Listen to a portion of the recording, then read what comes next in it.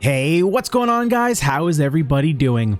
In today's video, we'll be going over several team comps for Rosaria. Able to fill every role under the moon, physical carry, cryo carry, and several supporting roles, Rosaria opens herself up to a lot of doors for players looking for a versatile hero. While she may not output the same level of damage as a 5-star hero with the same level of investment, for those players who have been unfortunate in their 5-star wishing endeavors or are just looking for a change of play, Rosaria can certainly find a place in one of your existing teams. If you're new to Rosaria and want specifics about her individual build, you can check out my full guide on her, link will be in the top right and in the description below.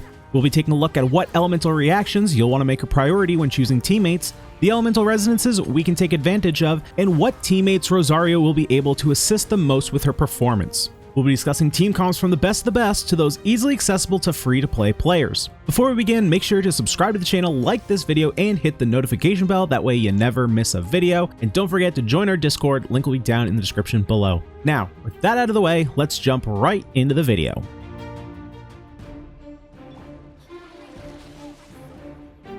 The first team I want to discuss is my personal favorite way to play Rosaria, simply because it feels the cleanest. Now, what exactly do I mean by that? Well, in future teams, we'll see that Rosaria's damage is a bit split between her physical and cryo damage, and we can't really increase either to their maximum. This team changes that because of Chongyun, who is absolutely vital to this team. Chongyun's skill infuses Rosaria's basic attack with cryo so that now both the 15% cryo boost she gets from the Blizzard Strayer set and the cryo damage bonus from her cup now apply to her basic attack as well, so these boosts aren't negligible for more than half of her attacks. Chongyun also has the added benefit of increasing the attack speed of any sword, claymore, or polearm users within his skill's radius. Rosaria is the second highest scaling polearm user, only behind Zhao. That being said though, she's also quite a slow attacker in this class. So finding ways to increase her attack speed will allow us to take full advantage of her impressive scaling while not falling behind in damage due to her slow attack performance. This is a strong reasoning for being one of Rosaria's best teams in my opinion. The synergy here is also fully realized pairing her with a Hydro hero. Now, Xingqiu is the best option here, with the best uptime and arguably the best damage.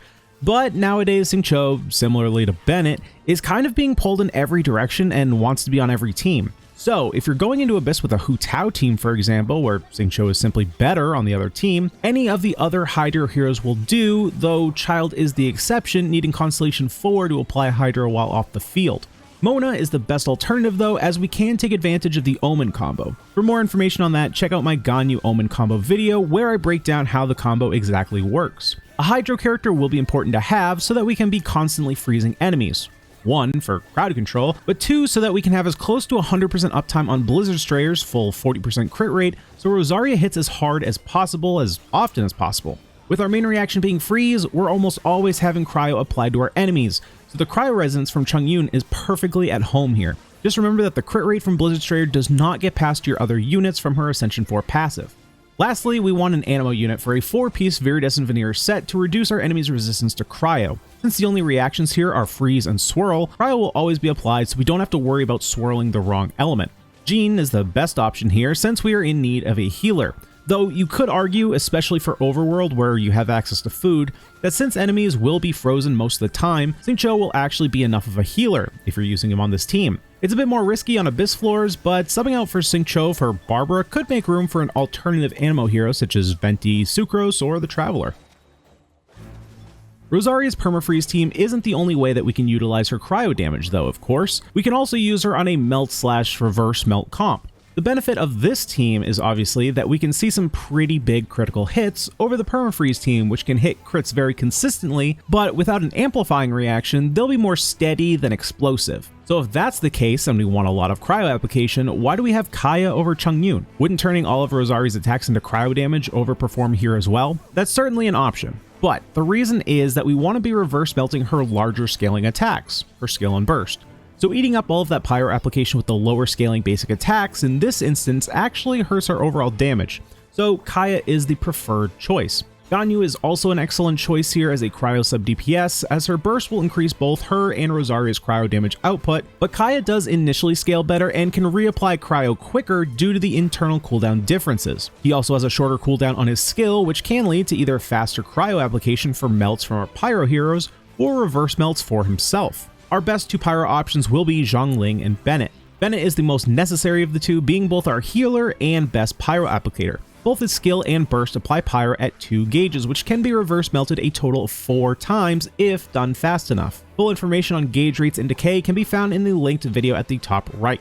Zhongling only applies 1 gauge of pyro, but she's the best at applying it while off the field, which is why she's the next best alternative. Now, granted, Guba isn't the best at this, so if another pyro unit comes around in the future with better off-field support, she'll probably be replaced. But Pyronado is the reason to use her on this team, especially after unlocking her 4th constellation, increasing the duration to 14 seconds, opening up a big window for some big melt crits. There are several alternatives to her, however. Hu Tao's Blood Blossoms can reapply pyro, and her burst does apply 2 gauges. Klee falls under the same category. She doesn't do a lot of off-field damage, besides her mines, but her skill does apply 2 gauges of pyro on every hit, which can spawn large instances of reverse melts if you time your skills right. Amber is definitely the freest of all the options, applying 2 gauges of pyro from both her skill and burst, though since Zhongling is also a free unit and is better with off-field application, in most cases it's simply better to go with her. In the end, this team truly functions as a quick swap team. There isn't really one solid quote-unquote main DPS. All of your heroes will really help to set each other up and take advantage of reactions simultaneously.